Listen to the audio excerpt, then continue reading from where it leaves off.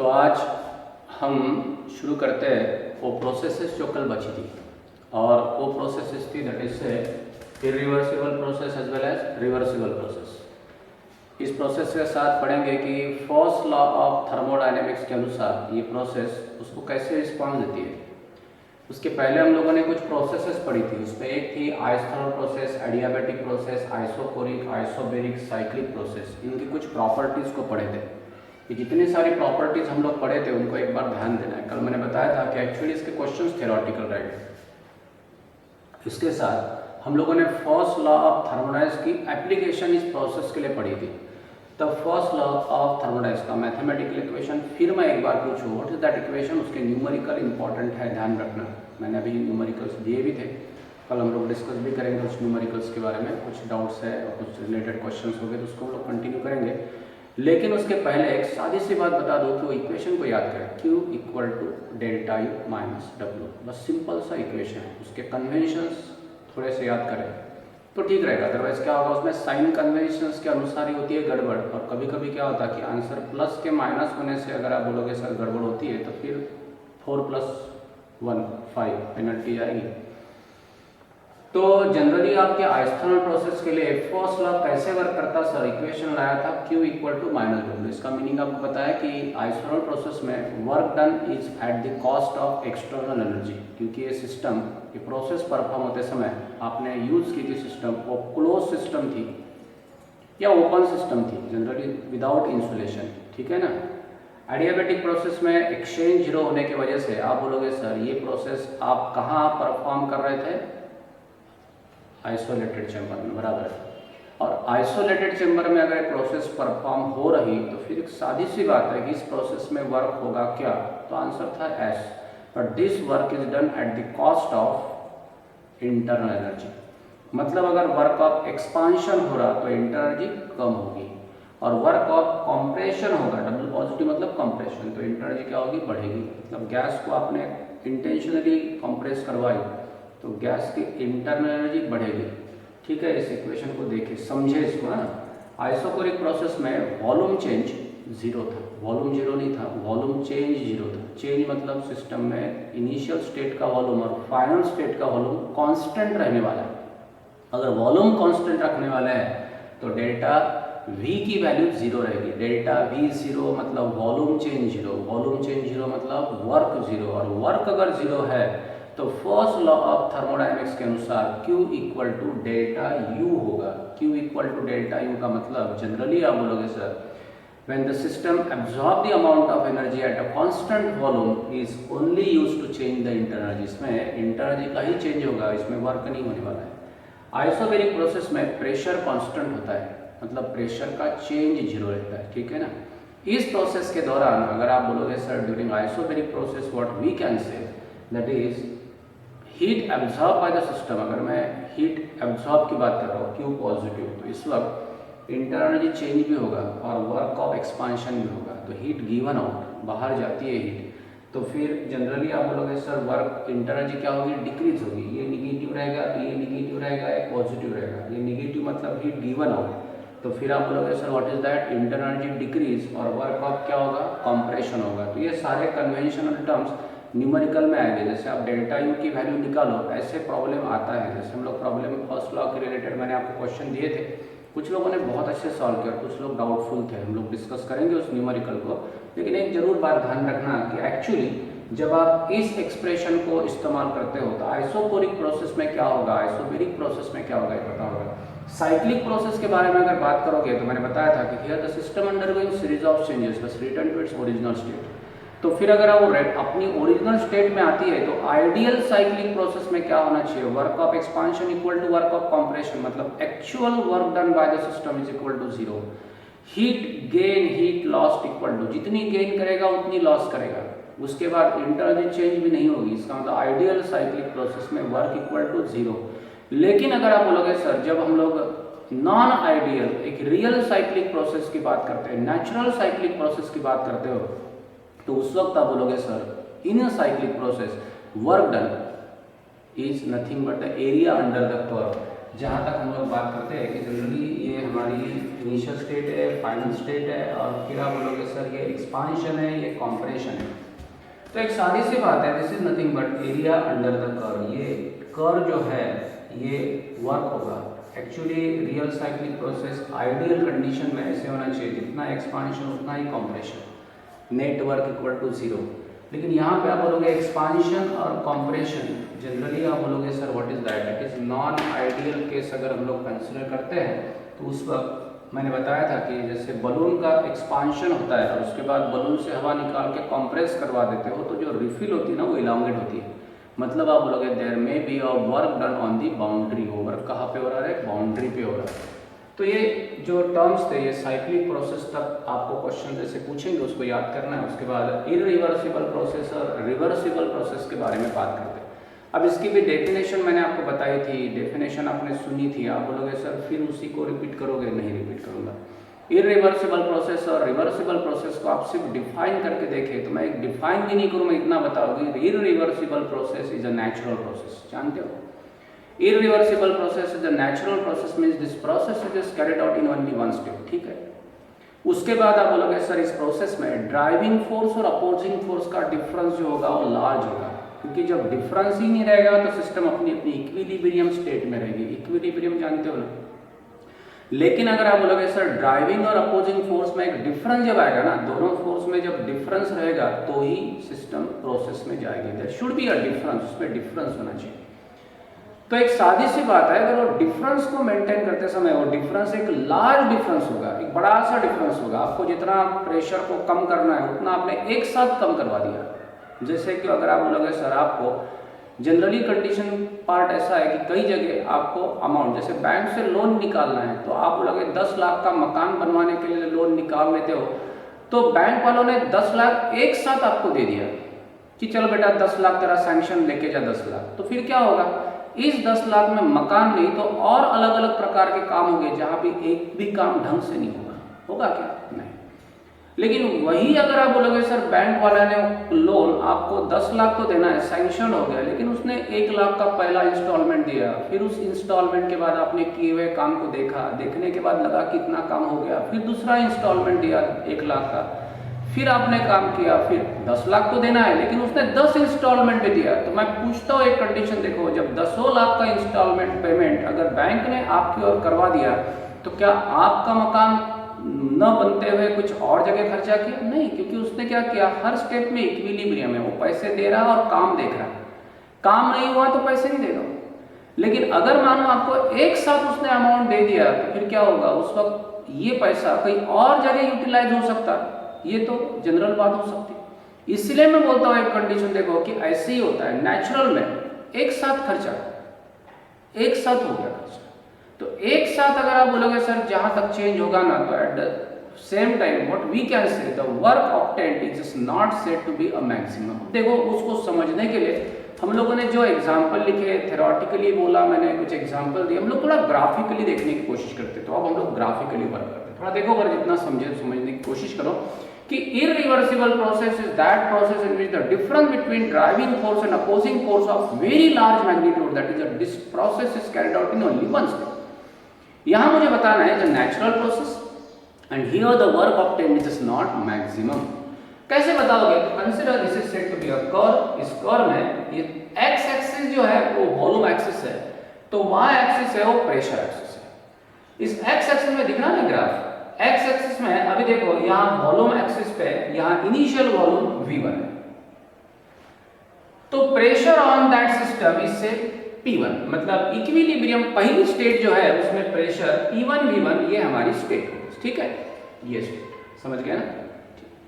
अभी आपको pressure P1 से P2 तक कम करना है, मतलब जनरली अगर वो 1.5 एटमॉस्फेयर का प्रेशर उस पिस्टन के ऊपर होगा, हम लोग को प्रेशर 0.5 एटमॉस्फेयर से कम करना है, मतलब 1 एटमॉस्फेयर रखना है। We how to change the pressure by 0.5 atmosphere. तो 0.5 एटमॉस्फेयर से प्रेशर कम करना है, ये नॉर्मल पार्ट हो गया। तो वो प्रेशर मैंने एक साथ इंस्टॉलमेंट में कम करवा दिया, मतलब वो पिस्टन के ऊपर एक 10 ग्राम का वेट रखा हुआ है और 10 ग्राम का वेट मुझे निकाल लेना है, हटा देना है, गैस एक्सपांड होगी, लेकिन वो 10 ग्राम का वेट एक साथ उठा लेने वाला हूं मैं, उठा लिया। मतलब P1 प्रेशर था, वो प्रेशर मैंने कम करवा दिया और प्रेशर P1 से P2 तक मैं आ गया। अब प्रेशर P1 से P2 तक अगर आ गया तो फिर मैं पूछता हूँ एक बात, देखो what about volume, when we decrease the pressure then volume goes on increasing. Pressure अगर मैंने डिक्रीज किया तो वॉल्यूम क्या होगा रे, इंक्रीज होगा, अच्छी बात है। और जब वो इंक्रीज होगा तो वॉल्यूम बना V2, वॉल्यूम कितना हुआ V2। तो अब आप बोलोगे sir pressure changes from P1 to P2 तो volume changes from V1 to V2, volume increases pressure decreases. अब ये इनिशियल इक्विलिब्रियम स्टेट थी, ये मेरी फाइनल इक्विलिब्रियम स्टेट थी, that is called as P2। तो आप बोलोगे सर ऐसे केस में वर्क कितना होगा, तो ये है हमारा that is said to be P1 V1, ये है हमारा P2 V2। तो ये जो एरिया अंडर द कर्व है that is said to be called as work, और ये वर्क है work of expansion when we change the pressure from P1 to P2, but that pressure is changed in how many installment, one installment। ठीक है, अब वही curve हम लोग थोड़ा इधर देखते हैं। चलो तो यहाँ पर कितना मिला, W equal to minus P external V2 minus V1 होता है ऐसा। अब P external is called as constant opposing pressure, बराबर है। कांस्टेंट अपोजिंग प्रेशर मतलब that is said to be what, that is P external मतलब P2 बोलता हूँ। अपोजिंग प्रेशर कौन सा लेंगे, P1 की P2, P2। अगर P2 लेता हूं मैं तो P2 V2 minus what V1, V2 minus V1 बराबर है ना। Final pressure volume, initial volume, difference, external constant opposing pressure P2 लेता हूं तो ये वर्क होगा W, and that W is said to be the work is done in irreversible process that is said to be a natural process. समझे क्या, ठीक है। अब सोचो थोड़े समय के लिए मैं इरिवर्सिबल से रिवर्सिबल क्यों जा रहा हूं। अब मुझे प्रेशर P1 से P2 तक ही आना है, दिख रहा है P1 से P2 तक आना है, लेकिन P1 से P2 तक आ रहा। P1 जब प्रेशर था तो वॉल्यूम V1 था, दिख रहा नहीं, P1 pressure volume V1। But now we have to change the pressure from P1 to P2 in installment. हम लोग उसको इंस्टॉलमेंट में कम करने वाले हैं। अब वो इंस्टॉलमेंट में कैसे कम करेंगे, तो पहले हम लोग P1 से Px तक कम करने वाले हैं।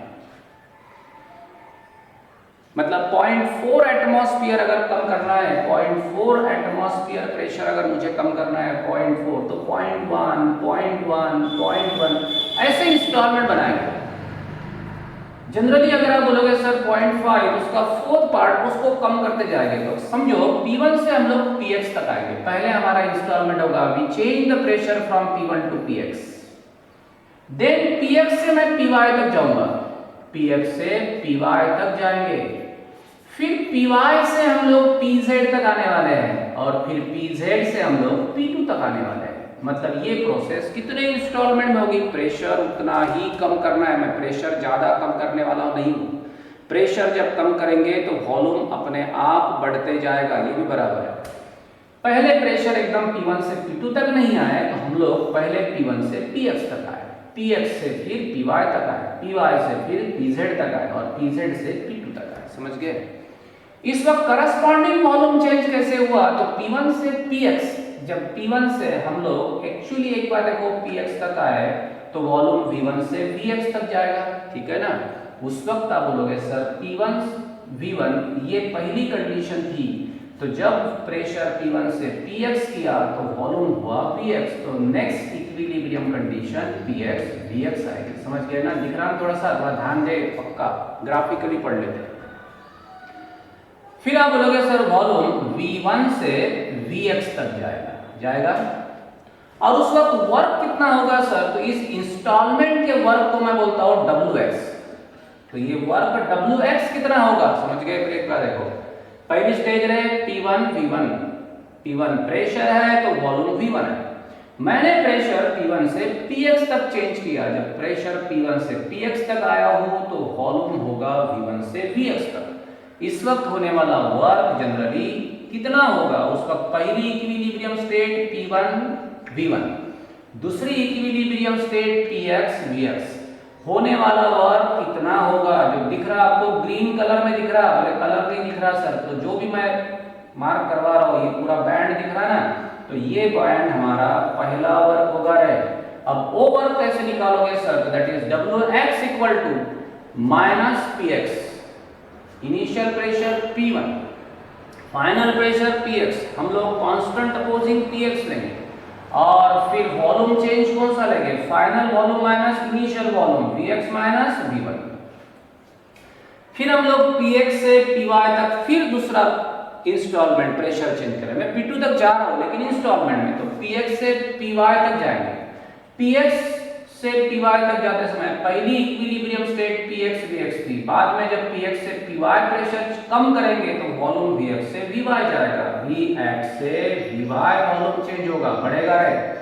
उस वक्त जो वर्क मिलेगा दैट इज Wi होगा और वो Wi होगा minus Py Vy minus Vx। थोड़ा ध्यान देके सुने तो बेहतर होगा, एक बार देखो, नहीं तो सर कंफ्यूज, थोड़ा सा कॉन्सेंट्रेट करे तो अच्छा रहेगा, ठीक है। बाकी भी ध्यान दे, टीवी देखे, सब कुछ देखे, लेकिन एक सादा सा पार्ट में आपको बता दूं कि थोड़ा इधर ध्यान दे, एक्सप्रेशन खत्म होगा आपका काम। फिर आप बोलोगे सर हम लोग Py Vy ये नेक्स्ट इक्विलिब्रियम स्टेट तक आए, Px Vx से Py Vy है और वर्क होगा W। फिर आप बोलोगे सर Py से हम लोग Pz तक आने वाले हैं, फिर प्रेशर को कम करेंगे, कम करने वाले कि बढ़ा रहे, कम कर रहे हैं, तो वॉल्यूम फिर बढ़ेगा, Vy से Vz जाएगा, तो फिर आपको वर्क मिलेगा Wz equal to minus Pz Vz minus Vy। फिर आप बोलोगे सर अब क्या करोगे, that is called as Pz Vz।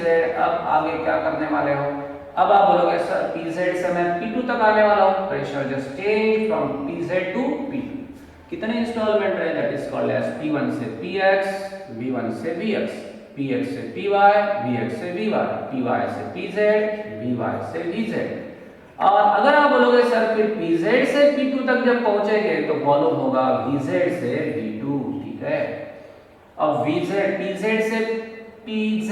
P2 तक, Pz से P2 तक जब आओगे, ये हमारी कंडीशन Pz की है, ये हमारी कंडीशन P2 की है। इसका मतलब अब होने वाला वर्क कितना होगा, इतना वर्क होगा, and that work is what P2 W2 equal to minus P2 V2 minus Vz। फिर एक बार देखें, P1 से Px, फिर Px से Py, फिर Py से Pz और फिर Pz से P2, वॉल्यूम चेंज अकॉर्डिंगली। फिर Px से P1 से Px जब आओगे तो हमारा पहला वर्क मिलेगा Wx। फिर उसके बाद आप बोलोगे सर जब Px से Py जाएंगे तो दूसरा वर्क मिलेगा Wy, ये इंस्टॉलमेंट वर्क मिलेगा। फिर Py से Pz जाओगे तो वर्क मिलेगा Wz और फिर Pz से P2 तक आओगे तो वर्क मिलेगा W2। इसी प्रकार से आपको 4 इंस्टॉलमेंट वर्क मिलेगा, Wx, Wy, Wz, W2, ठीक है। अब आप बोलोगे सर यहाँ हम लोगों ने प्रेशर P1 से P2 तक आने की सोची, लेकिन इंस्टॉलमेंट कितने थे, 4। वर्क कितने इंस्टॉलमेंट में मिला, 4 इंस्टॉलमेंट में। अब मैं चारों इंस्टॉलमेंट के वर्क को अगर मैं ऐड करूं, चारों इंस्टॉलमेंट मतलब that is Wx plus Wy plus Wz plus W2, तो मुझे टोटल वर्क मिलेगा W dash. And as we find out this total work, तो फिर आपको ये वर्क थोड़ा ऐसा मिलेगा, ये दिख रहा ना, ये इतना वर्क मिलेगा। अब थोड़ा कंपेयर करो, P1 से P2 तक जब आ रहे थे तो वॉल्यूम V1 से V2 तक जा रहा था और आपको वर्क इतना मिला, this is said to be area under the curve, that is W। और जब वही प्रेशर चेंज अगर आप बोलोगे सर मैंने जब किया, दैट इज फ्रॉम P1 से मैं कहां तक चला गया हूं, P2 तक। ये कर्व को एक बार क्लियर कर्व को देख ले, मैं P1 तक था और मैं P2 तक जाना चाहता था। मैंने P1 से Px गया, Px से Py गया, Py से Pz गया और Pz से P2 तक गया।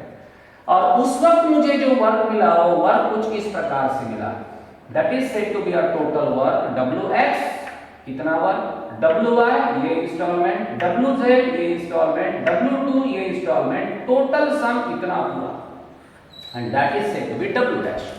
And the value of W dash is naturally more than W. W dash की वैल्यू W से बड़ी है। तो आप बोलोगे सर W dash की वैल्यू W से बड़ी कैसे होगी? मैं बोलता हूँ जब प्रोसेस इंस्टॉलमेंट में होगी तो W dash की वैल्यू नेचुरली, मतलब ये जो इंस्टॉलमेंट वाला वर्क, टोटल वर्क मिला P1 से P2 तक प्रेशर चेंज करने के लिए जो वर्क मिला वो ज्यादा मिला। तो ज्यादा क्यों मिला इसके बारे में सोचो, तो आप बोलोगे वर्क को इंस्टॉलमेंट में हुआ इसलिए ज्यादा मिला, क्योंकि ये प्रोसेस स्लो हुई। स्लो प्रोसेस में जो flaws, frictional losses, heating losses, बराबर है ना, ये जो कुछ लॉसेस होने वाले थे वो लॉस ज्यादा नहीं हुए, वो लॉस कम है। आप बोलोगे सर फिर 4 स्टेप में होने वाली प्रोसेस अगर 10 स्टेप में करवाओगे तो लॉस फिर कम होगा। देखो इसमें ना लॉस मैं ये बोलता हूँ, देखो थोड़ा इधर बात करते हो तो ये गौर आपको दिख रहा नहीं है, इसको वर्क बोला था, बोले ये ट्रायंगल को क्या बोलोगे, this is said to be a loss. यहाँ लॉस कौन सा है, देखो ये लॉस, इन चारों स्टेप को अगर ऐड करोगे लॉसेस के तो आप बोलोगे sir that loss is naturally less than this, इससे कम है लॉस। अगर ये प्रोसेस इंस्टॉलमेंट में करोगे तो ये वर्क ऐसे मिलेगा, खूब सारे इंस्टॉलमेंट अगर रहेंगे तो आपको मिलने वाला वर्क इस प्रकार से मिलेगा, या लॉस ही बहुत कम होगा। मतलब when the process is carried out in number of installment at the same time work obtained will be maximum।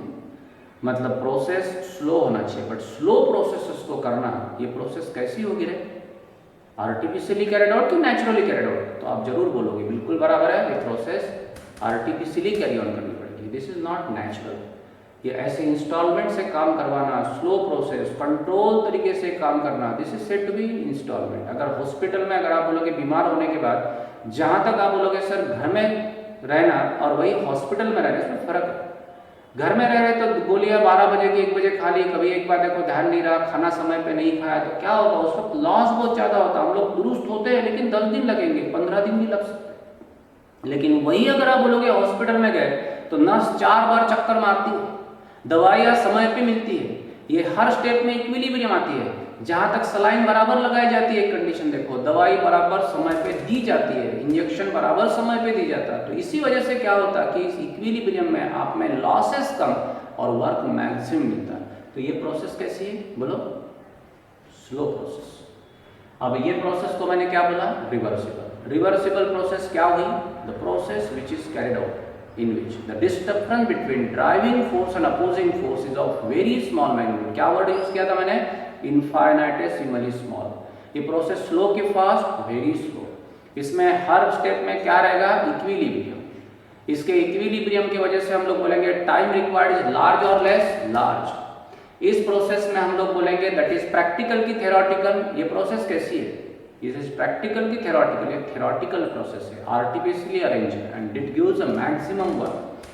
तो reversible process is said to be a process, is said to be a concept of maximum work। ये process एक concept है maximum work का, मतलब अगर आप maximum work gain करना चाहते हो तो इस process को follow करो, that is said to be a reversible process we followed along with isothermal process। along with this process isothermal process, isothermal process को फॉलो करो। आइसोथर्मल प्रोसेस में क्या होता है, that is Q equal to minus W। इसमें इंटरएनर्जी का change 0 होता है, मतलब ये प्रोसेस में आपको इंटरएनर्जी चेंज 0 होता है, मतलब this is said to be a criteria for maximum work along with the process should be reversible. Reversible isothermal is said to be a criteria for maximum work. ठीक है, अब आप बोलोगे sir irreversible process natural process है, reversible process artificial process है, isothermal process से आपको work maximum मिल सकता है। रिवर्सिबल प्रोसेस जब परफॉर्म करवा रहे तो किसी ने पूछा कि इस प्रोसेस में आपको मैक्सिमम वर्क मिलेगा, इसके साथ साथ आपको क्या कंसिडर करना पड़ेगा, तो मैंने आपको बताया था कि इस प्रोसेस में आप जो पिस्टन लेने वाले हो वो कौन कैसे रहेगा, वेटलेस रहेगा, फ्रिक्शनलेस रहेगा। साथ ही साथ आप बोलोगे sir that is said to be a movable piston, rigid, movable, weightless as well as frictionless. जितनी खबरदारी ज़्यादा लोगे उतना आपको वर्क मैक्सिमम मिलेगा। तो ये बातें समझ गए। जनरली आपने इतनी सारी प्रोसेस पढ़ी थी, इन प्रोसेसेस में आप बोलोगे sir what are the equations, आप बोलोगे सर वही थर्मोडायनेमिक्स का इक्वेशन अगर आप इरिवर्सिबल प्रोसेस के लिए लगाओगे तो फिर क्या होगा, तो उस वक्त मैं बता दूं Q equal to delta U minus W। ये इक्वेशन नेचुरल प्रोसेस में जैसे कि वैसे चलेगा। In a natural process the equation is remain as it is during the process heat so absorb is utilized for changing the energy as well as to perform the work। वही अगर आप बोलोगे sir वो equation अगर आप reversible process के लगाओगे तो Q इक्वल टू W मिलेगा, बट दैट W इज से मैक्सिमम वर्क, W मैक्सिमम है, और that along with that we consider a process that is said to be an isothermal process we have to consider। कुछ doubt है इसमें? तो generally what are the processes we have, what are the equations, terms related to them, उसके साथ कौन कौन से term इस्तेमाल किए जाएंगे, किस प्रकार कंडीशन होगी, इस प्रकार के सभी टर्म्स को आप वर्कआउट करें। अब हम लोग बस नेक्स्ट पीरियड में आपको बता दो कि आपको मैंने कुछ क्वेश्चंस दिए थे, याद है वो वर्क वाले, उसमें मैंने फर्स्ट लॉ ऑफ थर्मोडायनेमिक्स के भी न्यूमेरिकल दिए थे, उसके साथ मैंने मैक्सिमम वर्क आपने सॉल्व किए, बहुत अच्छी बात है, लेकिन कुछ लोगों के न्यूमेरिकल में थोड़े गड़बड़ थे। तो वो जो फर्स्ट लॉ वाले न्यूमेरिकल्स है या मैक्सिमम वर्क, तो थोड़ा सा कल हम लोग एक काम करेंगे नेक्स्ट पीरियड में, हम लोग वर्क मैक्सिमम वर्क मैकेनिकल दोनों के एक्सप्रेशन को एक बार देखेंगे, कंडीशंस को वर्कआउट करेंगे। उसके बाद आप बोलोगे सर कुछ टर्म्स ऐसे होते हैं कि सर क्वेश्चंस अगर दिए तो डायरेक्ट उसके आंसर्स मैंने कैसे निकालना चाहिए, कुछ जगह ऐसी होती है, लेकिन सॉल्व जरूर करना है, ध्यान रखना है। तो जो कुछ हम लोगों ने पढ़ा था ना, उसको हम टर्म को एक बार अच्छे से करके रखें, तो पहली बात। और दूसरी बात, फर्स्ट लॉ ऑफ थर्मोडायनेमिक्स के टर्म्स और जो न्यूमेरिकल पढ़े थे उसको एक बार रिवाइज करें। मैं कुछ क्वेश्चन बैंक को भी आपको दूँ, तो वो सभी को हम लोग वाइंड अप करेंगे, देखेंगे और नए क्वेश्चंस को कंटिन्यू करेंगे, ठीक है। तो जितना सारा पढ़ा उसको देखने की कोशिश करें, कुछ डाउट तो मुझे पूछें।